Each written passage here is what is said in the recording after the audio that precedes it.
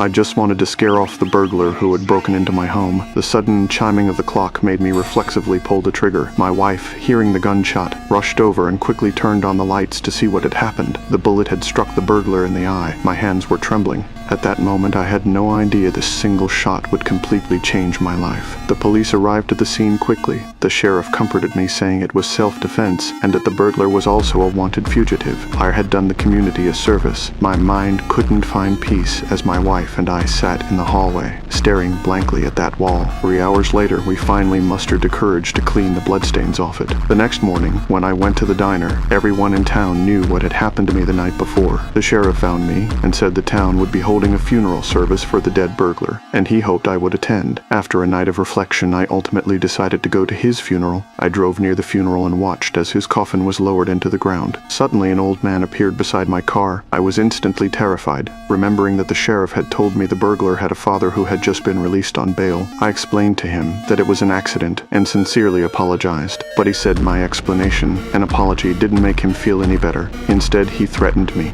Oh, that was a nice picture of your family in the paper.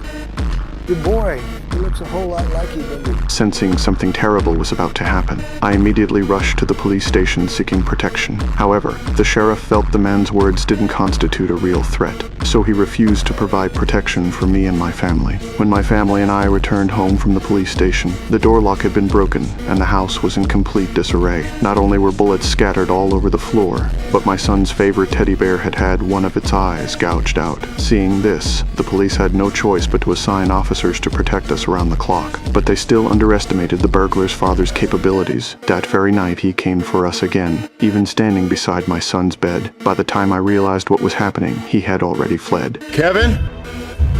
He's in the fucking house! He's in the goddamn house! Jordan! Move! Go! Go!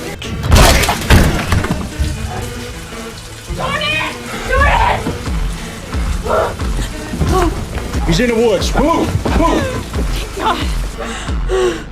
Tracked him down to the river, but the rain's making it hard. How'd you get him? He never left. Son of a bitch was in a crawl space the whole time. We'll get him, Rich. Don't you worry.